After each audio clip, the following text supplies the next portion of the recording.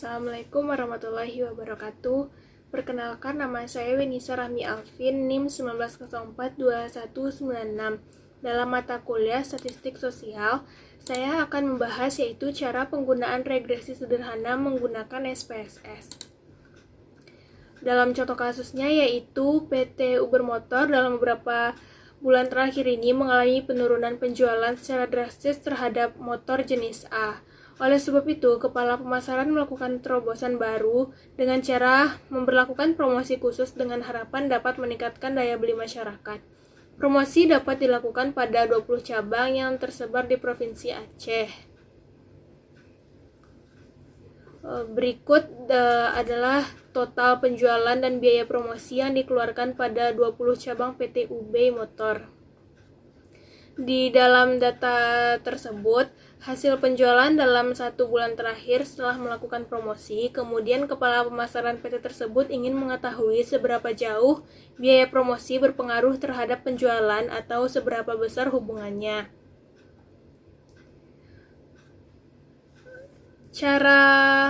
Yaitu langkah-langkah menggunakan SPSS-nya, yaitu yang pertama, buka aplikasi SPSS yang telah diinstal sebelumnya sampai muncul area kerja seperti gambar berikut.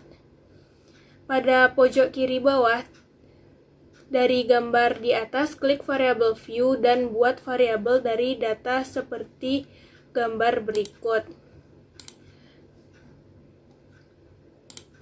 yaitu pada kolom name pertama buat kabupaten, penjualan, dan promosi, dan label yaitu kolom kedua hasil penjualan lalu biaya promosi.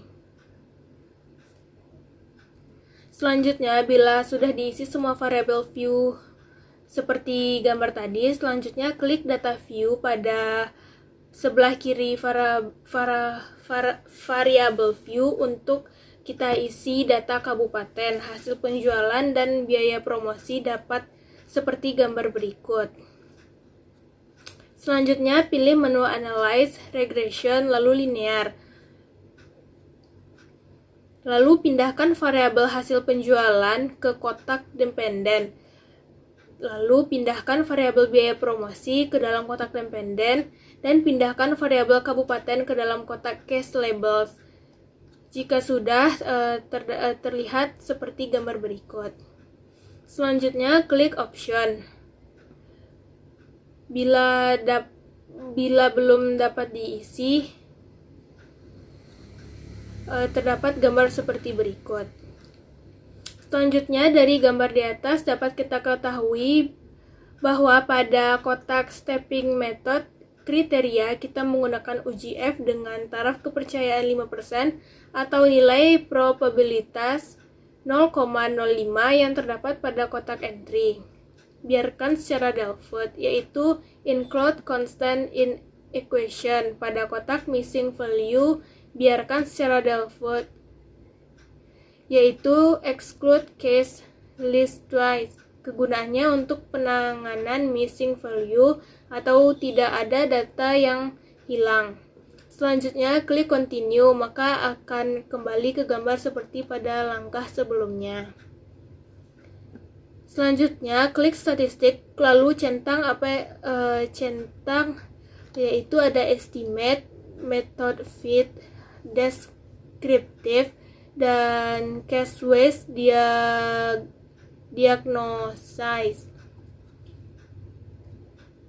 Pada kotak regression coefficients biasanya secara default sudah tercentang estimate, karena ini perlakuan koefisien regresi untuk mengestimasi variabel, sedangkan centang model fit berguna untuk mencocokkan model regresi dan centang deskriptif untuk mengetahui deskriptif dari data.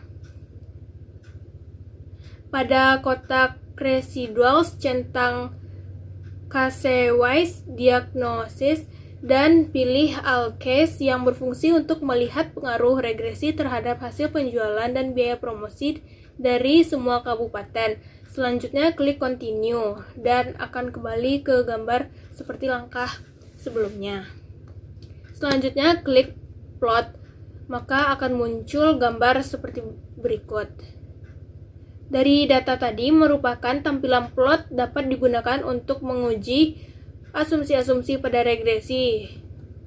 Kemudian klik Start Site, lalu pindahkan ke dalam kotak Y, kemudian klik Sprite, lalu pindahkan ke dalam kotak X. Jika kedua variabel tersebut sudah dimasukkan ke dalam kotak Y dan kotak X, selanjutnya klik tombol Next untuk kita mengisi plot yang kedua. Pertama, kotak tersebut terlihat kosong seperti semula, sedangkan sekarang pilih Sprite lalu masukkan ke dalam kotak Y, kemudian klik Dependent, lalu pindahkan ke dalam kotak X. Selanjutnya klik tombol Next untuk mengisi plot yang ketiga. Untuk plot yang ketiga, pada bagian Standardized Residual Plots cukup centang Normal Probability Plot saja, seperti gambar berikut. Selanjutnya klik Continue dan tekan OK. Analisis bagian output descriptive statistik dan correlation seperti gambar berikut. Dan analisis bagian model summary seperti gambar berikut. Analisis bagian ANOVA dan koefisien seperti gambar berikut.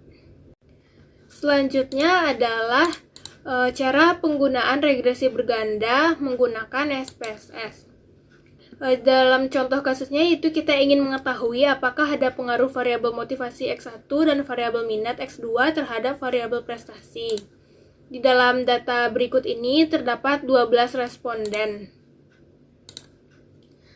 Langkah-langkah analisis regresi berganda dengan SPSS yang pertama adalah buka program SPSS, lalu klik variable view. Selanjutnya pada bagian name tulis motivasi, minat, dan prestasi.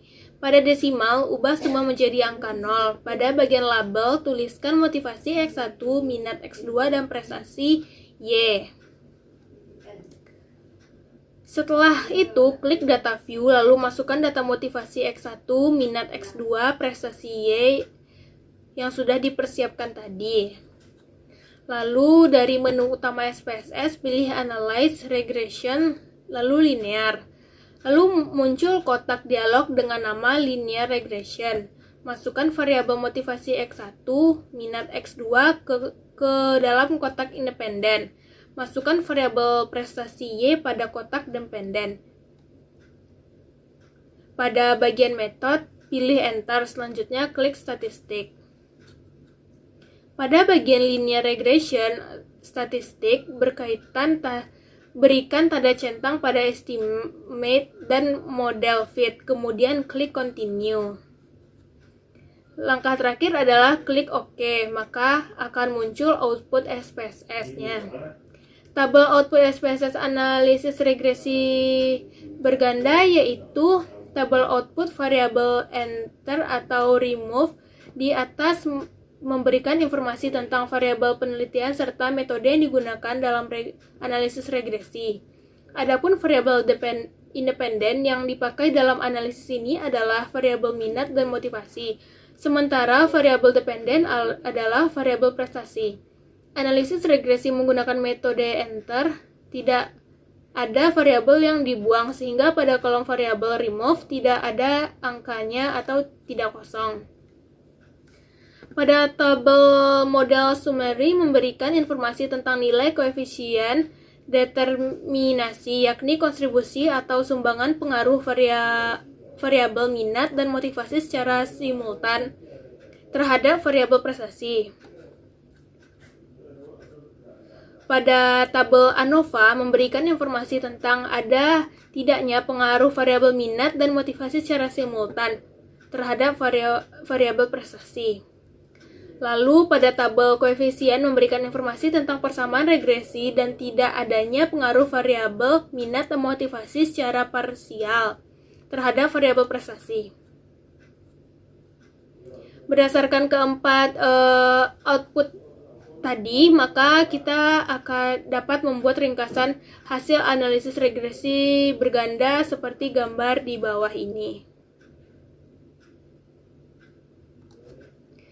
Sekian pembahasan dari saya. Mohon maaf apabila ada kesalahan kata. Saya akhiri, Assalamualaikum warahmatullahi wabarakatuh.